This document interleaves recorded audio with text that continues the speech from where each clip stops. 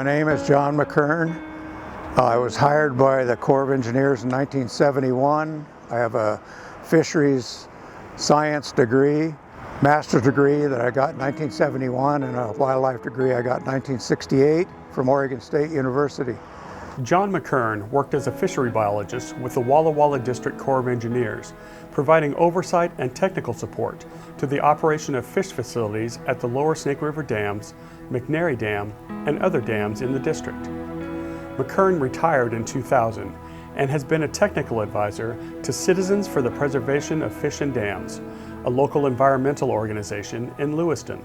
My name is Melissa Wagner. I am the Aquaculture and Fisheries Management Assistant Professor at the College of Southern Idaho, and I also run our fish hatchery as well. I have a bachelor's degree in environmental science and biology, actually from the University of Dubuque out in Iowa. Melissa Wagner says even though the 8 large dams on the lower Snake and Columbia rivers were built to provide fish passage and have been modified with multiple improvements over the decades, they are still very different from a free-flowing river when the salmon are navigating to the ocean and then back to their spawning grounds. You know, they're navigating waters with all of these barriers that were never there because they run back based on, you know, their home waters. What to do about the survival of the salmon has been a contentious topic for literally decades.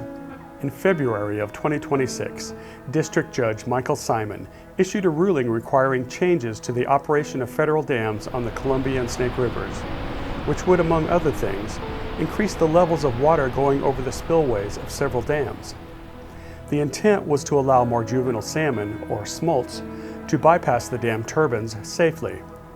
But McKern and Wagner both say those higher levels of water plunging down over the steep spillways can cause a serious threat to the smolts that most people have never heard of: supersaturation.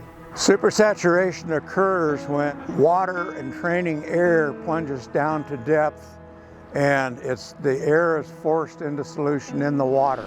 That plunging water forces atmospheric gases like oxygen and nitrogen to dissolve in the water. The measure of how much is known as the total dissolved gas levels, or TDG. When those levels are very high or supersaturated, it can be deadly for fish, especially when exposed for longer periods of time, like the ruling requires. When you have, you know, that spillway over, think about like a waterfall. You know, it does happen naturally. What that does is it creates a plunge pool down below. And so in our, the atmosphere, it's 100% saturation. But as you're forcing that water down, it's taking extra atmospheric pressure in, and it creates higher levels than normal. And that can actually cause, I think one of the biggest things that I see in adult salmon is nitrogen burns. So their faces will turn black. And a lot of them can recover if they're adults, but smolts can't really recover from that because it affects their gills. And if they're currently in transition from freshwater to saltwater, any impact on their gills is going to significantly reduce their chances of survival. The deeper you go, the more water pressure there is on those bubbles and more goes into solution. So at the bottom of a stilling basin, like at one of these lower Snake River dams, it can be 150%. It's bad for fish because the fish living in it take that supersaturated air in through their gills into their bloodstream, and once it's there, if it's at the supersaturated level, if they come up into a shallower area, it forms bubbles. That can be bubbles in their skin, bubbles behind their eyes, bubbles in the filaments of their fins, and if it's severe enough, causes an air embolism and kills them. What happens with gas supersaturation in this string of reservoirs is that once it goes in at the dam upstream, like Lower Granite, it stays high all the way down to the next dam. At the next dam, it's raised up again, stays high, and all the way downstream through 7 reservoirs and 8 dams. And so it doesn't dissipate after a short distance? No, it doesn't. It does in nature where you have water flowing over a riffle and the water is turbulent and the air in the bubbles can leave through the membrane of the bubble and return to normal saturation. But in this situation in the reservoirs, it stays in the water until it comes up to the surface. At the surface, if you're out there when there's supersaturation, it sounds like Alka-Seltzer. The supersaturation is caused by the normal spillway bays. Water going through the turbines does not increase gas supersaturation. In 1999, we came up with a raised spillway weir to divert water from the surface over the dam, and it does not plunge down like the water that's spilled under the normal spillway bays, and it doesn't aerate like the water spilled under the normal spillway bays, so it doesn't increase supersaturation. So if you have a combination of powerhouse and spillway, they blend together and it gives you a lower level. And the fish can tolerate, juvenile fish and adult fish can tolerate up to about 110, 12, 13%. If you go over 115%, you're getting them in trouble. So is there disagreement over the safe level for total dissolved gas in the water, especially over longer time periods?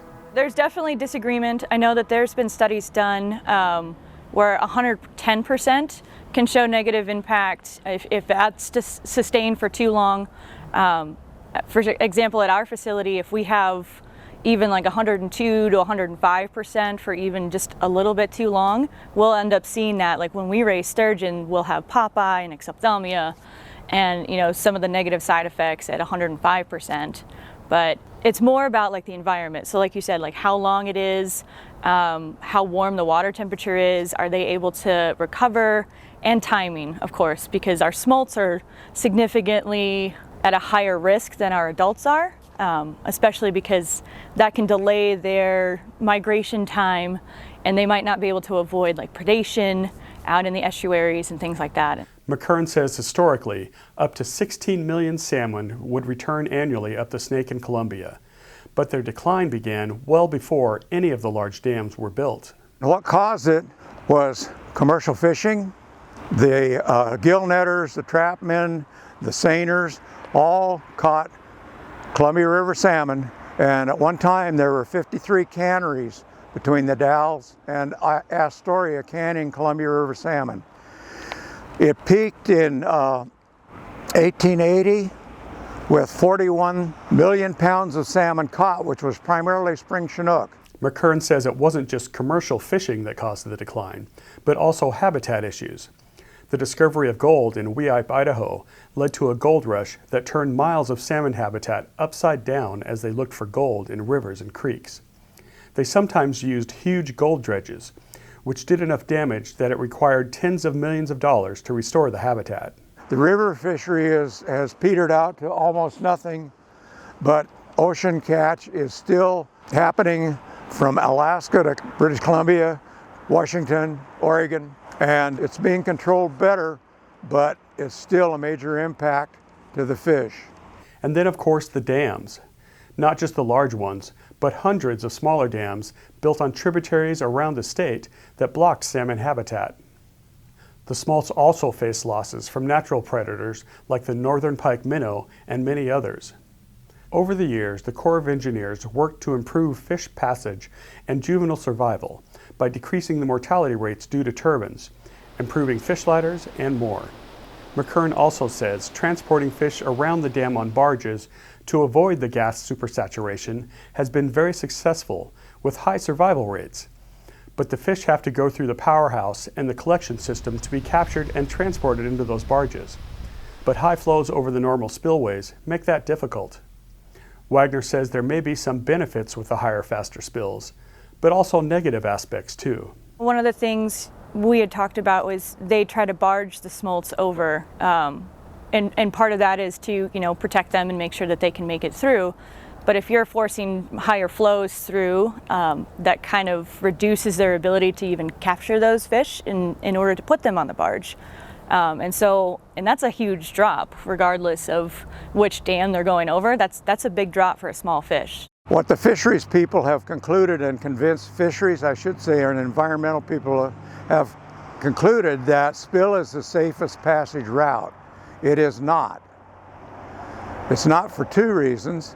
One is because of the gas supersaturation, and it also, the more you spill, the fewer fish go through the powerhouse and are bypassed into collection systems where the juvenile fish can be transported downstream around 7 other dams and released down below Bonneville Dam. In-river survival is measured every year by the National Marine Fisheries Service, and it runs between 40 and 60% for the Chinook salmon. For 50 years, the transport's been going on. The survival rate has been about 98% for those transported fish. It's gotten better as the years have gone by, but the more you spill, the fewer you collect. So you've got a trade-off here of 40 to 50% mortality in the river, or 98% survival in the barges going downstream. McKern says one of the main issues he sees is when the allowable total dissolved gas levels for salmon passage were raised to 125%. 125%, according to all that research that was conducted back in the 70s and 60s, is not a good idea. So you say, well, maybe things have changed. No, they haven't changed. There's new research that comes out of Scandinavia with Atlantic salmon, which are most like steelhead, and it says that if you go above 110, 115%, you are in trouble. And 125%, the way this river is being operated, just astounds those people. So is the fix that the judge ordered actually doing more harm than good? My opinion, yes, it does more harm than good. If you really want to do what's best for the fish, let the fish facilities at the dams operate. Let the dams operate so that they don't create gas supersaturation. Collect and transport fish. If you want fish to pass in river, use the overflow spill. Do you think this ruling was based on bad science? I'm not going to say bad science. I'm going to say ignoring or not even considering the science. Because like I said, you know, the gas supersaturation problem is pretty well known on this side of the world and the other side of the world, but we have a group down here that thinks it's okay. They think it's okay if these fish can come up in the water column or go down to equilibrate that gas in their bloodstream. Doesn't happen that way. And I think that the decision to spill that water, as they're doing now, is arbitrary and capricious. What's it taking away from the navigation industry? What's it taking away from the power pool? That's arbitrary and capricious in my mind. It's probably not a secret, especially for what I do. I am a huge supporter of the salmon. I love seeing the salmon come back. I want to see the salmon recovered. But at the same time, I understand, like, those generate power, the dams generate power. So there's two factors leading into this. Is one, hydropower is one of the most green types of renewable energy that we can have. And the other is we already have them established.